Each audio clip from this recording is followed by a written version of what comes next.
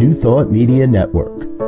We are a global broadcast network of positive music, media, and entertainment, inspiring humanity's evolution along the journey of enlightenment and creating a world of love, peace, empowerment, and prosperity for all. New Thought Media Network.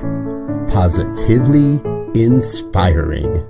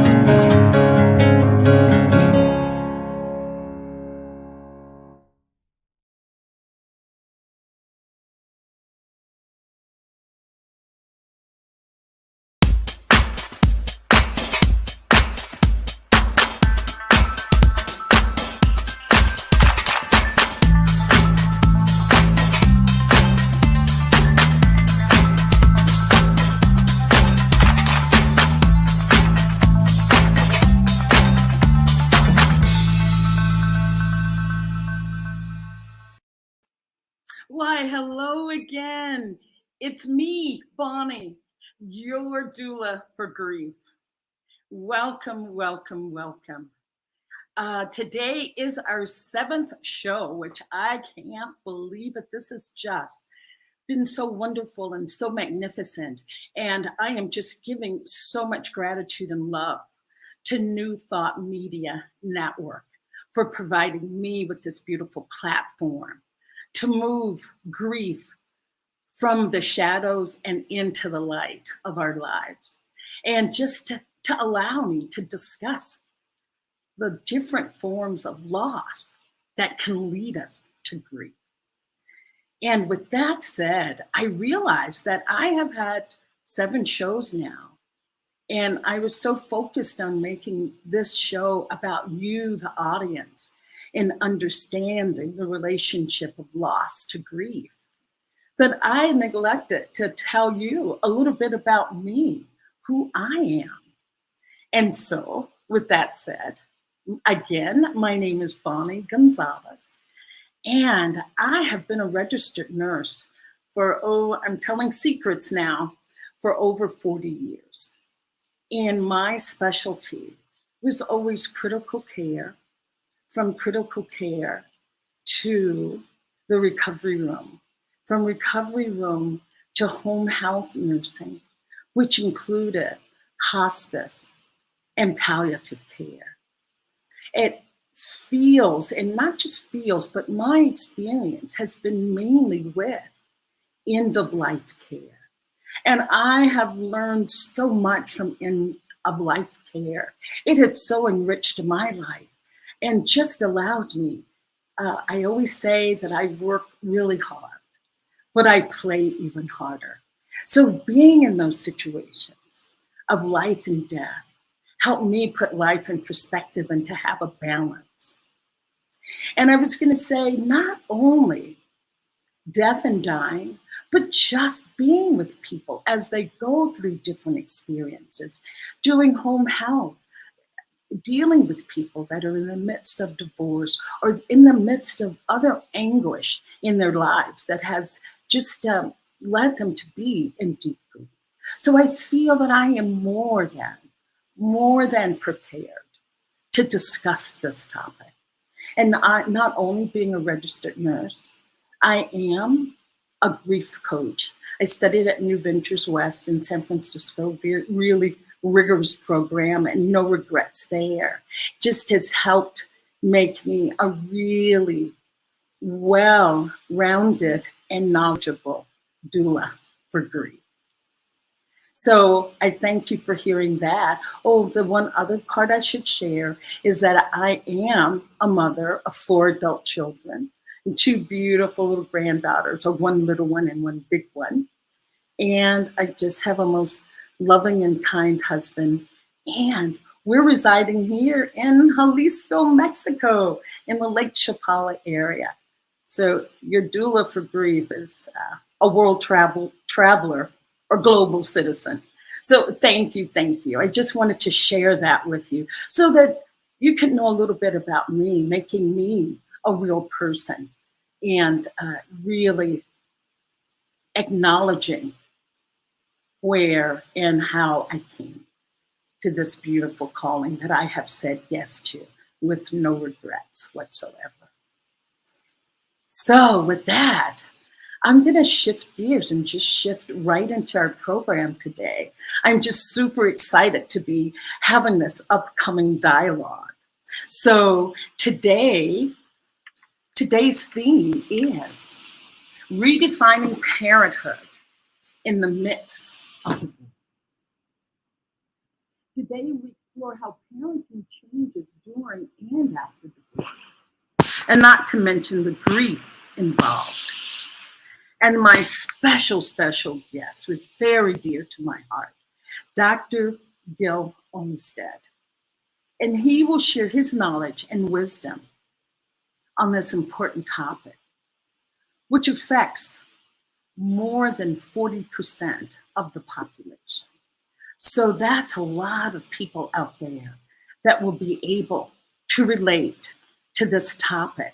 So I just invite you, as this program is going on, please feel free to join the conversation, drop a question, a comment into the comment box or comment sections. So with that said, I am going to just move forward with introducing my guest, Reverend Gil Olmstead, who is a staff minister at East Bay Church of Religious Science. He is a licensed Agape New Thought Ageless Wisdom Minister and an Agape licensed spiritual practitioner. Reverend Gil is a spiritual student with a drive to see the world in ever-expanding circles of understanding. And also, he is one of the co-hosts on Rockin the Love that appears right here on New Thought Media Network every Wednesday at 12 noon Pacific time. So please help me in welcoming Reverend Gil to the stage. Yay! To the platform. Thank you. Thank you so much. Okay. Thank you for coming on. So good to be here. Thank you, Bonnie. Yes. One of the reasons, not the only reason, multiple reasons that I'm excited to have you here today, Reverend Gil, is because the guests I've had on in the past have been female and non-binary, and men, in my experience, grieve differently than women. So I thought this was broadening our horizon to hear it firsthand from a male. And so want to just welcome you with that. No pressure to go there with the male grieving, but that was one of the reasons that I was excited to give voice to both, all sides. Well, thank you. Thank you so much. I appreciate that. And yes, I think you're right. I think there are differences in goodness, that's kind of something else, isn't it? I'm grieving my hair at the moment. How different, it is for different people, and I think women tend to be a little more open about it, maybe, and discuss it more, or share what's going on in a different way than men do. Mm-hmm. Yes, I've had a couple males say this, that for them it's difficult because they feel that they're always being looked at, always being judged and needing to meet a higher standard than women. But I want to hear your words. That's just what I heard. It may not be true in your case. I think it's more of an internalized, I can do it. And that's sort of how it is. I mean, I should be able to handle these things. And it's something that's sort of taught because of, you know, the setup that men somehow are providers and protectors and all those underlying things, which we all know are just ideas, and in many ways have been blown up in terms of our culture, and not even really the way we operate, but they're still under there in terms of what, particularly, you know, folks our age who have grown up many years ago. You know, it was much more prevalent in the 60s and 70s than it is now. But it still exists. It still exists. You know, and we're sort of, so that thought of that I should be self-sufficient, I should make my own way, I should do all these things sort of affects then how we have permission or give ourselves permission to deal with loss in our lives. Thank you. I do want to hear about your experience with the shift in relationship with your children. Okay. After divorce, and I also was a divorced parent, so I think we have something in common along those lines. But I would love if you could share your story with our viewers.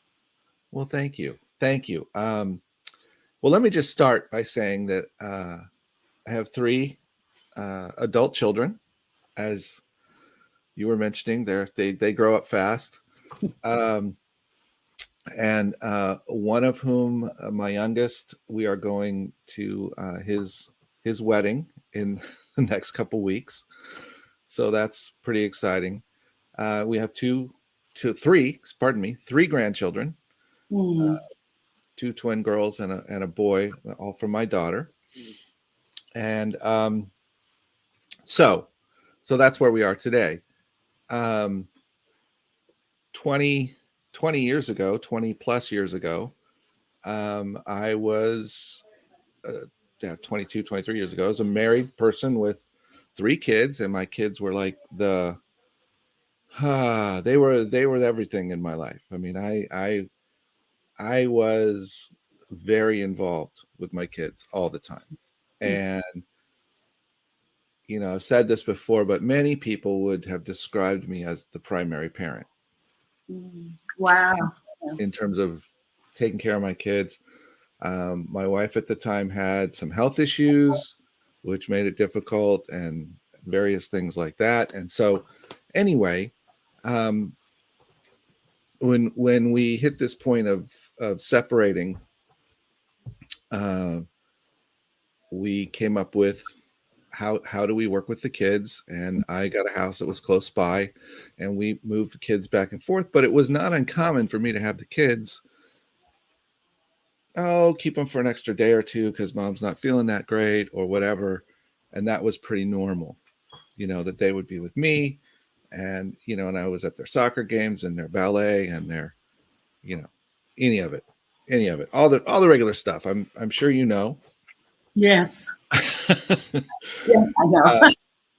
You know, sometimes you go, how in the world can these kids be so darn busy? But yes, and they don't have jobs. That's right. And how am I supposed to have a job and take care of them if I'm doing this? But anyway, Exactly. It was good. It was great. And then frankly, what happened was that after our divorce was final, we had an agreement, 50-50, everything was good.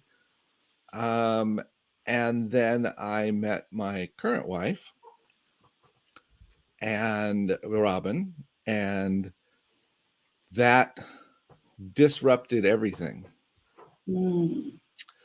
And literally, I was told that no other woman will ever be with my children. And so from that point forward, there was a vast amount of turmoil. There was accusations of serious impropriety. There were family court,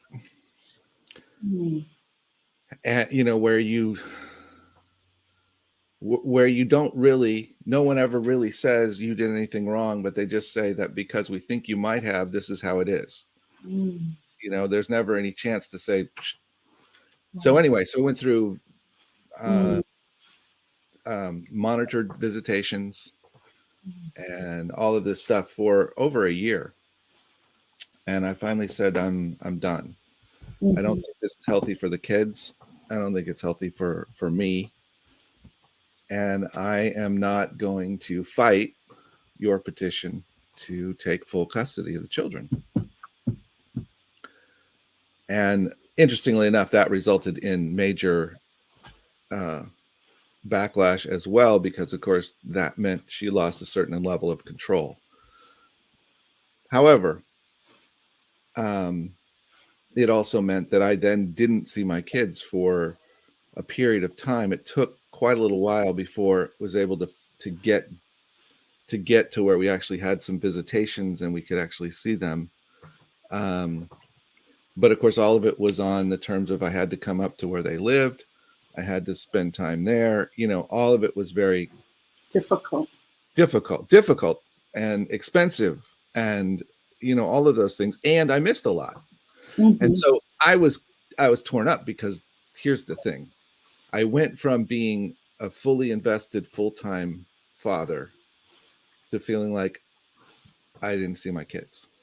I didn't know who they were. I didn't know what's going on with them. And I had to really come to some place where I could go, okay, this has to be, I have to trust that my kids are getting what they need. I have to trust that somehow in this process, my children are receiving what they need to grow and to become the people they need to become. And I did that.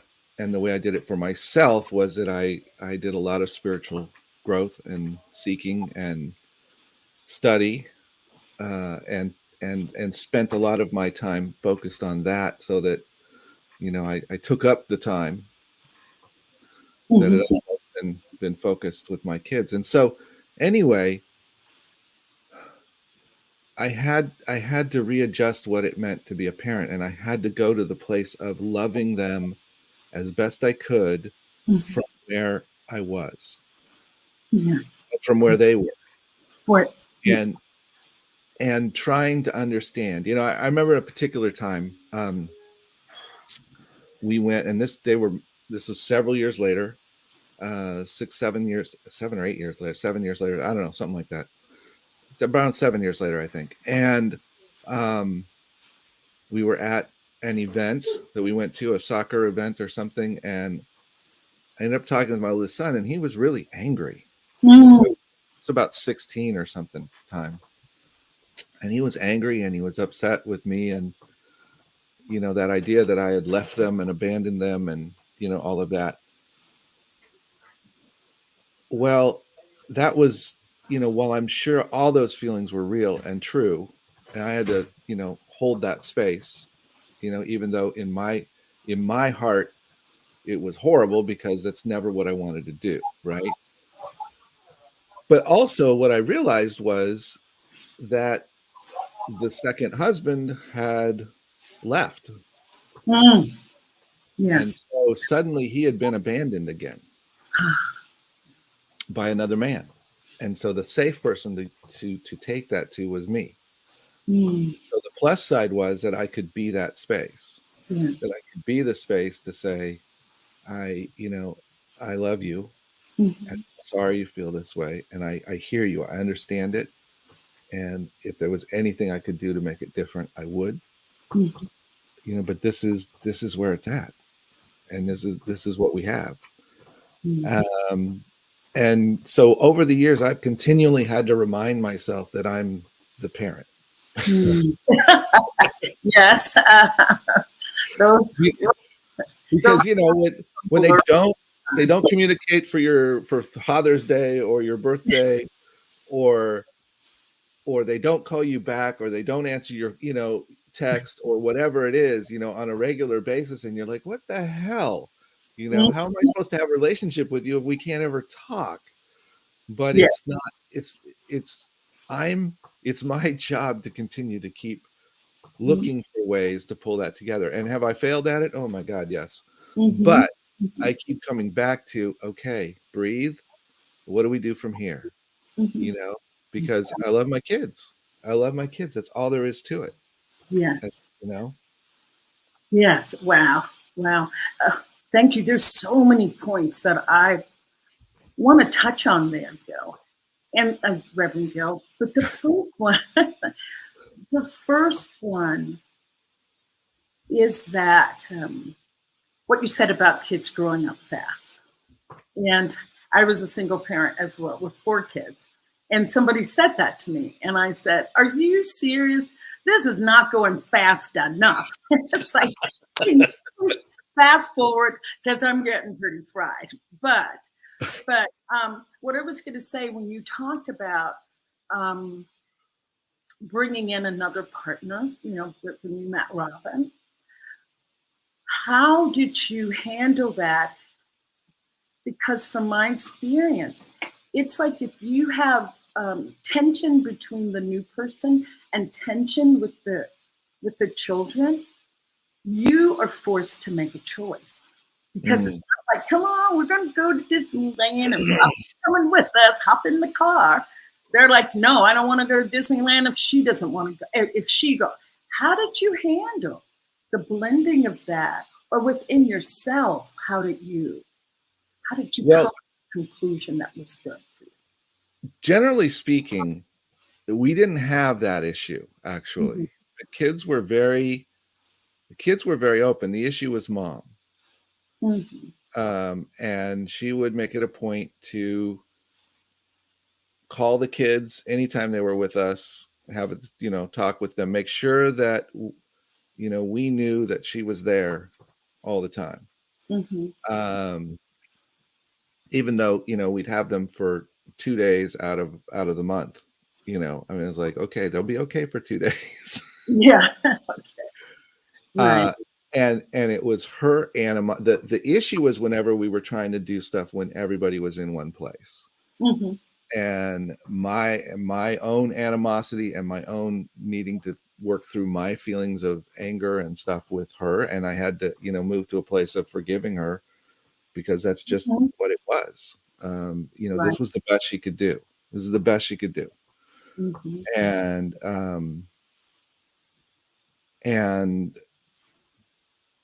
I think one of the things that happened for us was there were multiple places where we got little glimpses where either friends of hers, that were more in town with them and everything and with the kids, or other people, even the ex-husband at one point, took us aside and spoke to us and confirmed some of our own pain and frustration in terms of, that we weren't crazy in what we were seeing. Right. That this made sense. This is how she was acting and presenting in the world. And so that opened up the space for us to work with it, and to do the best we could, because the point was, how do I show up for the kids? How do I come to their game? How do I show up to this event? How do I make some, time that we do have together fun, and not make it about that? And I made it a point, and I think Robin would even argue that I was too good at this. Okay. But I never talked bad about their mom. Oh, Gil, that's just what I was going to ask you. I wanted to. Did you monitor your dialogue with your kids about their mom when you were with them? And what impact do you think that had? What do you think the effect of that was? I'm not sure, but I think it helped because we didn't put them in a position to have to defend anyone or to feel whatever around that, because that's the thing. I think there's a tendency when that kind of stuff happens and the kid feels like, well, whose side am I on? Right. And whatever they were getting at home, whatever negativity they may have been getting there, I had to just allow that to be and trust that ultimately it would find its way out, would find its way through. And And I think for a good part it has, but there's still that thing there, you know, where mom's always in the middle of it and they're always going to mom and that kind of thing. And I'm really kind of on the outside. And and at the same time, whenever we do have a moment and, you know, I can get them to answer a call. or we do, you know, when that happens, you know, it's like everything is perfect, you know. And we've had some wonderful times with them, you know. Some years ago, Robin and I and our two godkids who we live with now, and their mom, and our goddaughter from Southern California, and all three of my kids, we all went on a houseboat together. And it was such a fun, relaxing family. You know, we played cards, we talked, we, you know, my oldest son drank beer. You know. Yes, with your son, but he's of age now. So yeah, he was of age. But I'm just saying it was just like, it was casual. It was family. It was hanging out. It was okay. It was good.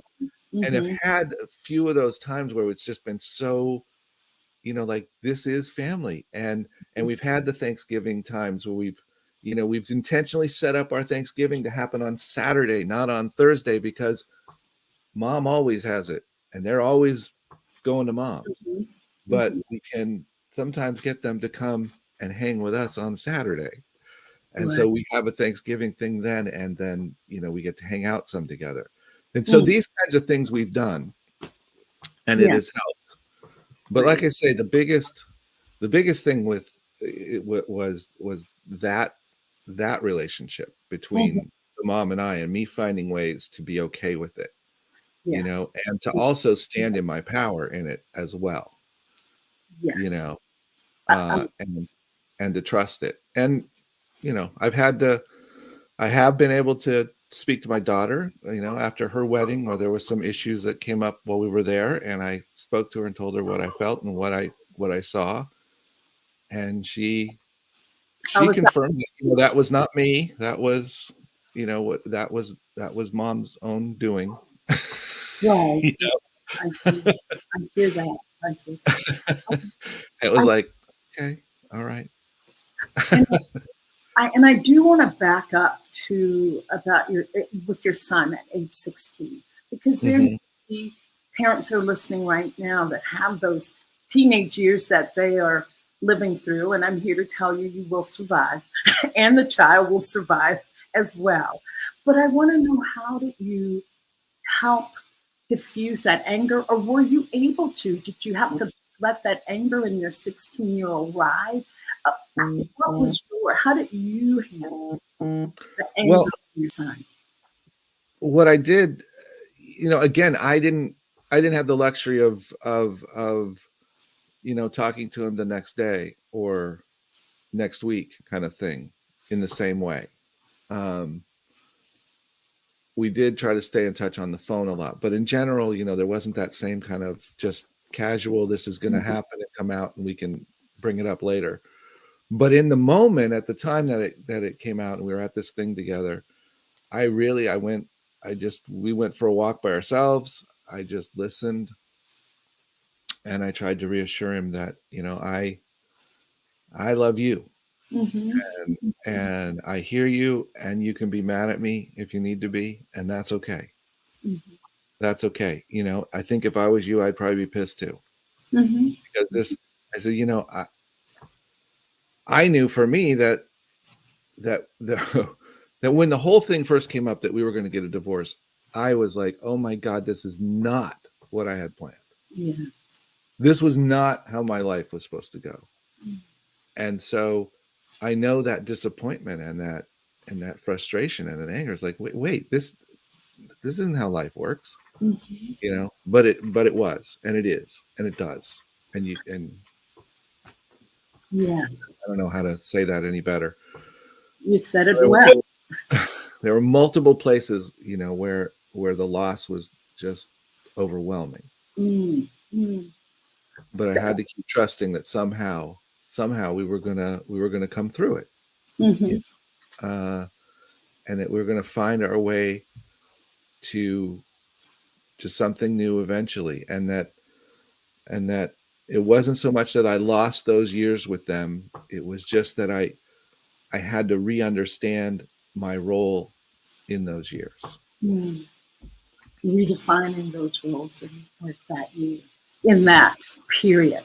And I want to share something before we move to our comments, or maybe right now, I'll just read the comment from Robin Rice, and you may know her. How did you deal with the pain and grief from those times? Divorce, disappointment, loss of kids, the dream, the image. And Robin, thank you for asking that question, because the question I'd like to add on to that, Robin, is how did you deal with the attack on your character? That is something that, we can't say mom, we can't say the kids. It's like it's how did you move through that? Mm-hmm. How did you move through that attack on your character? And just sharing. It's interesting because I never felt, well, I did it at some point later in the process. I felt like, this has just been an attempt to get control. But in the moment, my biggest concern was for the health and safety and well-being of my children. Mm. And so when something first came to my attention that they thought something was wrong, I said, well, how would we come to why? Where is this happening? Why is this coming out? Why since I know that there's nothing here from me, my question is, why is it being focused at me? And the only reason I can think of is because I'm safer than whoever it is that's really involved. And so how do we figure out who or what we're really dealing with? And that was my focus. Mm-hmm. Was how do I do that? And I curled up in a ball and cried. Mm-hmm. I had fits of depression that were pretty intense, Mm-hmm. I would say. I've been suicidal at different times in that process. Going through that process. And I had to, I had to keep looking to those who could see the truth in me and know that I was more than all of this. And I did want to ask, did you reach out for help during those fits of depression? Did you just white knuckle it? How did you move through those dark times? Like I said, I went through practitioner training and ministerial training. Yes, that'll move you in one way or the other. But no. And so, I did some work with practitioners. I did some work with a therapist. Mostly, I did a fair amount of white knuckling. Mm-hmm. I had friends, and probably most importantly, I had Robin to. And I think the biggest thing that Robin ever has done for me around this is that she doesn't let me believe my stuff. She sees, it doesn't matter how I act. It doesn't matter how ridiculous or angry or unkind or any of those things that I act. Robin never stops seeing who I am. Yeah, and reminding you of that goodness that she sees. And because she is able to do that, I can only hold up my facade for so long. I can only hold up this thing of it's all after me and everybody hates me and and I'm bad and you're bad and everything else is bad, and I can't sustain it, because it's not the truth. It's the truth of a particular moment or how it feels, but it's not the truth. Yeah, Reinhardt just put in the chat that never believe what you think. Never believe what you think. And that's back to the mind is like a neighborhood that's really bad. Don't go in alone. So make sure Robin is accompanying you. I want to say, you talked about, the loss of that dream, or Robin put that in the question, the loss of a dream. And I was going to say, for my own divorce, I been divorced with 4 kids, and I moved cross country. And my son, who was 13 at the time, refused at the last minute, to come with me to California. He wanted to stay with his dad. And I was one of those moms, if I'm not going to live with that person, I don't want my kids to live with them either. So he stayed with his dad, and the outcome was not very good. But what I want to say is about that leaving, that I did not realize, because in the process of being a single parent, trying to housing, working, as you said, kids with busy schedules, trying to keep them engaged, that I didn't realize that divorce was such a big loss and that I was in such grief. And this was years after I had become divorced and left their dad and living the single parent life. But I had a dream one night. I dreamt that I was in the car with my ex-husband and he was driving. The 4 kids were in the backseat of the car and we were just driving. And suddenly I look over to him and he has turned into a sun visor. And I'm thinking, what? A sun visor? So yeah, Rev Gil, I take the sun visor, I toss it out the window, I get in the driver's seat and I keep driving. I'm still going with these 4 kids. And finally, I get to this place that looked like a mosque or a temple. A mosque or, I guess temple. And the women were like the Middle East and they were, heads covered. And I remember going in and they said to me, "Oh, sister, what's wrong?" And do you know, I started to wail, not cry, but wail, just wail. Because in that part of the country, wailing is truly acceptable and expected if you're really brokenhearted and really depressed. And I wailed and wailed. And I finally said, I never wanted to be divorced with 4 children. I always, just like you, had that dream of like 5 kids and John Boy and good night, John Boy, come on downstairs for a kiss. I never wanted that. So that's when I realized, wow, I really was in a state of grief, but having so many activities and so many ongoing life activities, not having time to recognize that. And it was at that point that I thought I should reach out for help because there was some unresolved and unprocessed things. Anything like that for you? Any insight to grieving? I can just, first of all, thank you. I hear that. I get it. I get what you're talking about.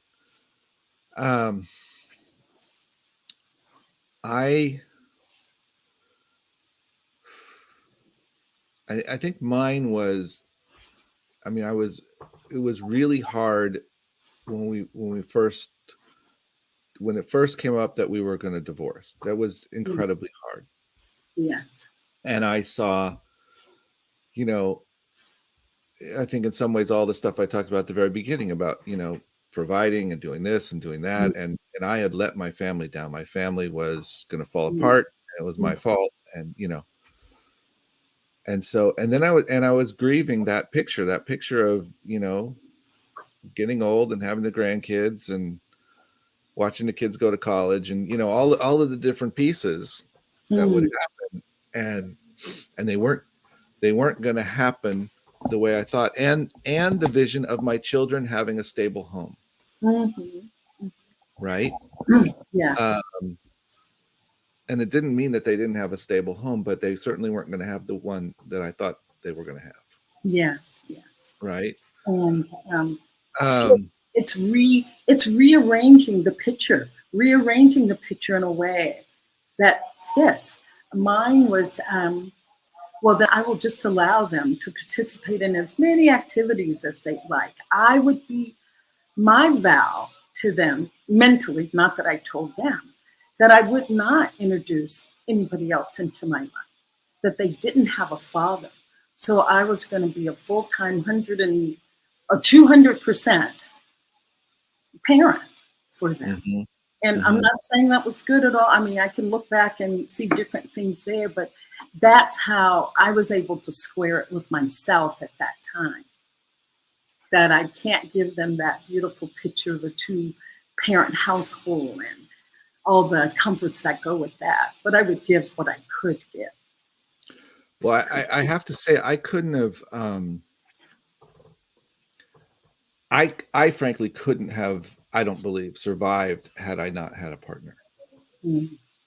You know, I mean, I was in a place where if I had not had Robin, I don't know how I would have made it through. And literally what set the thing off was my saying, I've met someone, I think she's going to be important in my life. She would like to meet you, and then we meet the kids, and that's what ended the amicable process. You know, we already had signed agreements and everything, and all of a sudden it was over. So it sounds like your partner's issue that came to that you had not planned on. Sounds like I hadn't planned on that being such. I mean, I was trying to do it as, we were trying to do it as, I don't know, the best way we could, you know, and not, you know, I was just giving her heads up, you know, this she's going to be important. And if that's the case, she's probably going to meet the kids. And so we want to do this right. If that comes to that, there wasn't even like, we want to meet next week. There was not, it was just this kind of the heads up, you know? Right. There was a comment from Laura. Could you put that back up, Diego? Or okay, Gil. How do we navigate our children wanting an apology, even if that's not in alignment with our feelings as a parent? That's a good question, Laura. You know, could I take? I think that. I was going to say, I think just briefly, I think that's the piece where I go, I'm the parent. As much as, you know, I want to know that's not right. And I didn't really do that. And that's not what it is. And whatever those feelings are, I have, or, you know, and they may be super legit, but how can I step up and find the place to be the bigger person to somehow hold them in that in some way, you know? And maybe I don't go, well, I'm really sorry for X, Y, and Z. I go, I'm really sorry. That's what's come up for you in this. And that's not the intention. And here's what it was. But I honor your feelings, and I'm really sorry you're having those, you know? And I'd really like to comfort you in that somehow. Thank you, Reverend Gil. And that has come up for me as well. And do I want to say demand for an apology? With that demand came a time for me to look deeper within myself, to find my boundaries, to define how much, or to realize how much I have given. Not that it needs to be taken to that level. For me, I'm just keeping it in the eye. But I just feel like an apology, when apologies are demanded, it's a great time to look deeper and to go deeper. And as I love that you explained to your son what was going on at the time, because we all hear what we hear at certain times in our life, certain times in our development. So for me, that was the perfect time to hear again what was going on at that time. And Reverend Gil, I think I said this to you, that people that don't have kids, I wonder who keeps them in check. You know, who or what makes them look deeper at themselves. So yeah, it's an ongoing process. Our children can really allow us to find deeper levels of ourselves, deeper levels of ourselves. I think children either set us on a path for some really deep spiritual work, or they totally derail it. But it's well, that's a matter of perspective. Maybe the derailing had to happen, like Pema Chodron says, when things fall apart, that is the perfect time to put them back together. yes, Way. it is. Yeah. It is. It's the perfect time. And it causes us to grow, and we have to take the advantage of, okay, what am I to learn here? What is it that I can, if I can continue to grow, then I can continue to move into being the father, the better father that I would like to be. I mean, if I refuse to look at those things and I refuse to grow, then I'm not going to offer them anything in terms of of how they can act as they grow up and how they can work with their kids as they, I mean, I'm not giving them anything unless I'm willing to grow. And I'll tell you, frankly, there have been a couple points where I wanted to talk to my kids. I've wanted to talk to them for several years now, since they've reached adulthood, and sit them down and show them all the paperwork and go, here's what really happened. and maybe that time will come too. Right. And it hasn't come. And frankly, there have been times when I've been afraid to be honest with them. And that's one of my other growing edges, is growing into the person of being honest is a really important thing. Yes. And so just because I'm afraid I'm going to lose something from them, or they're going to reject me, or, I've got to move past that and become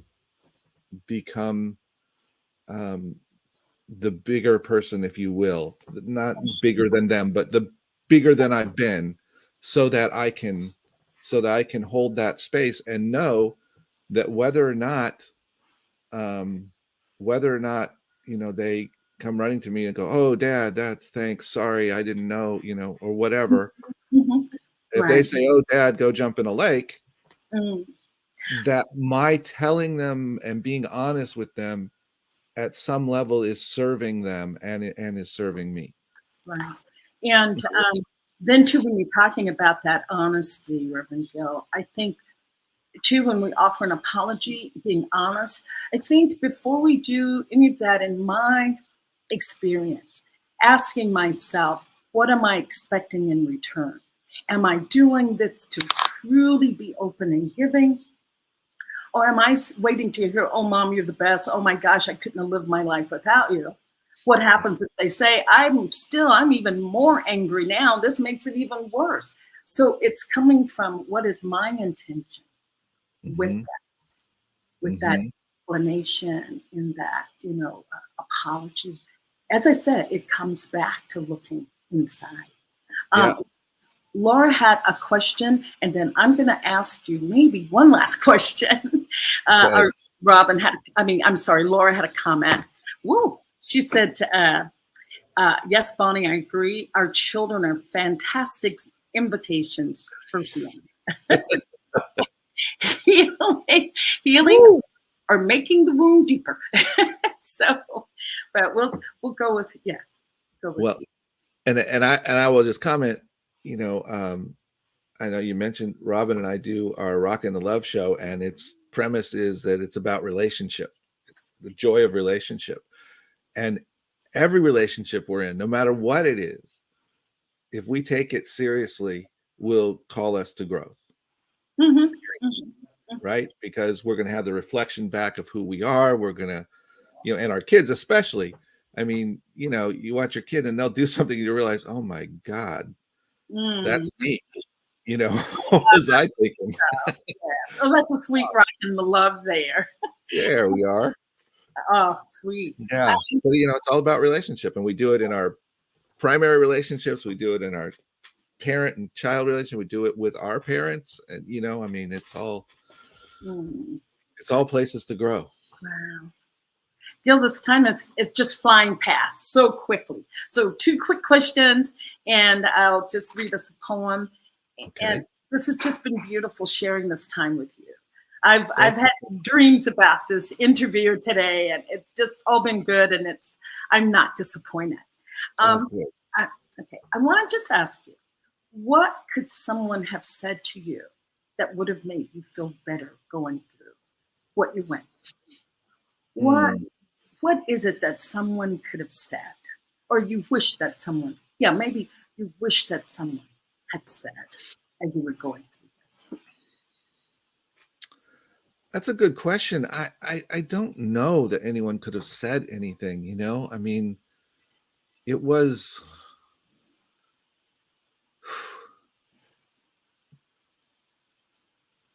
I think the biggest thing was trust it and let it,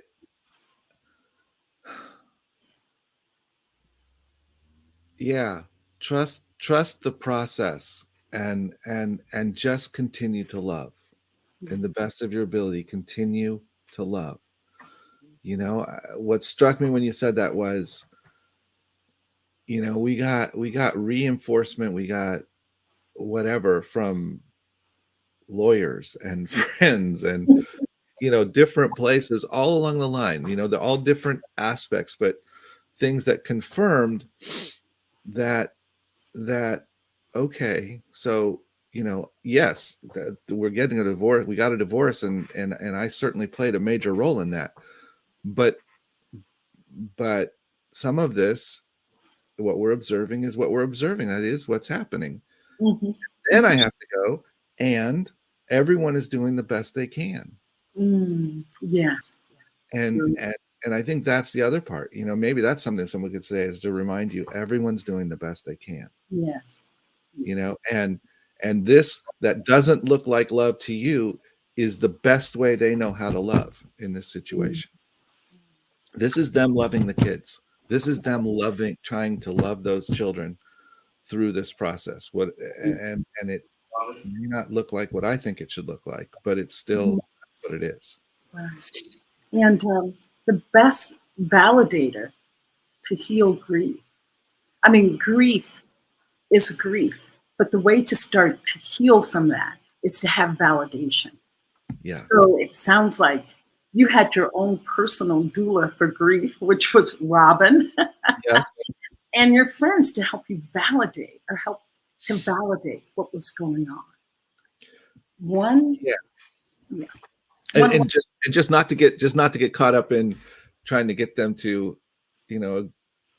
agree with all of my angst, but to just validate that, it makes sense that you're having those feelings. You know what I mean?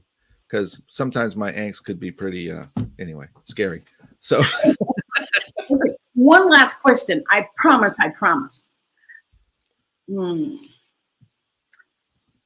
Where can you be more kinder to yourself in this process?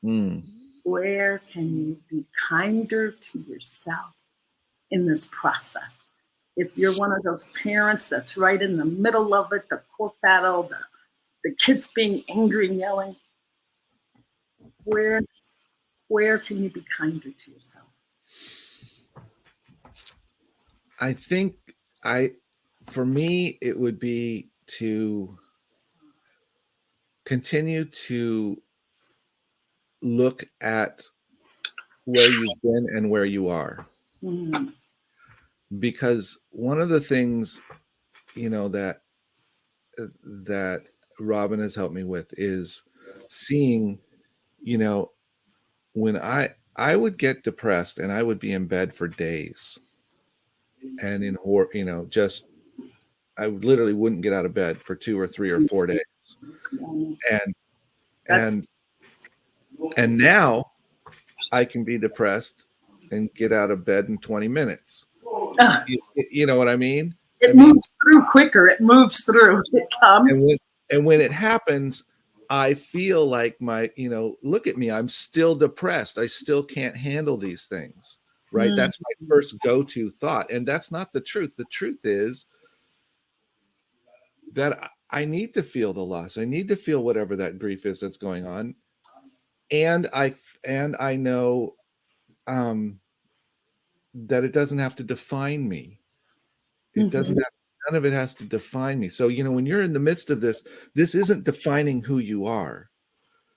This is Like it, but yeah, it may feel like it, but these are feelings, and the biggest thing is to love yourself, to find out how to love yourself. And some of that is,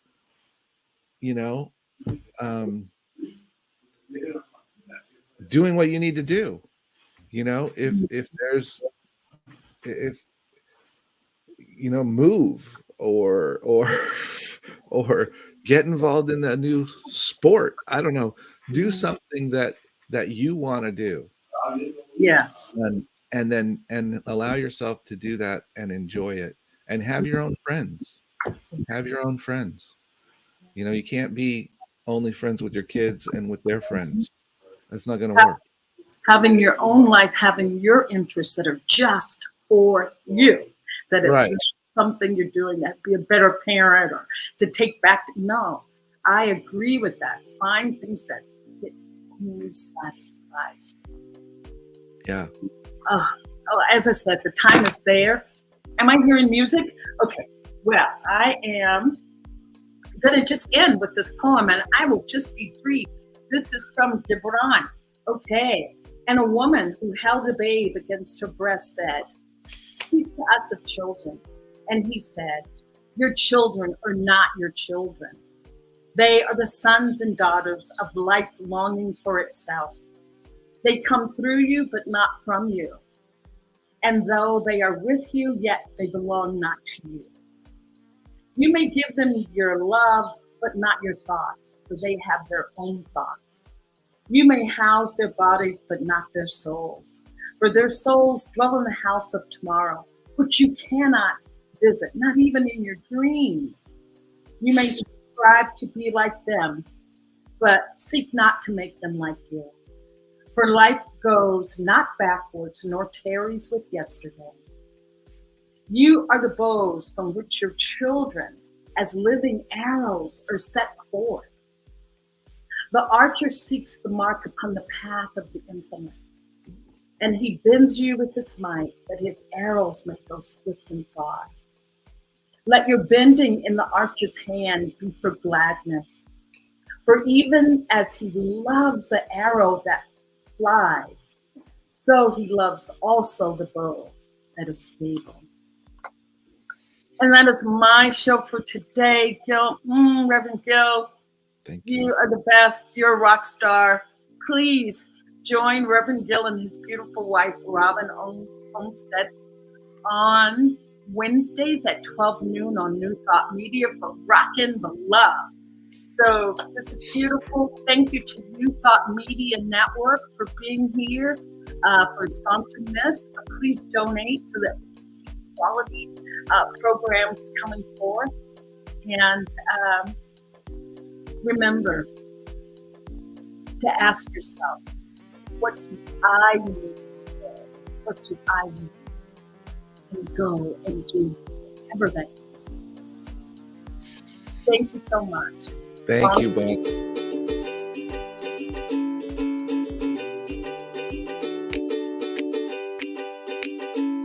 Thank you, Center for Spiritual Living Denver, for your continued support. Thank you, Center for Spiritual Living Midtown Atlanta, for your monthly contribution. Thank you, Center for Spiritual Living North Jersey, for your monthly contribution. And please help us welcome Om Center for Spiritual Living in La Mesa, California. Thank you for your monthly donation. Thank you, Center for Spiritual Living Seattle, for your most generous donation. And a special thanks to Hefferlin Foundation for your generous technology grant.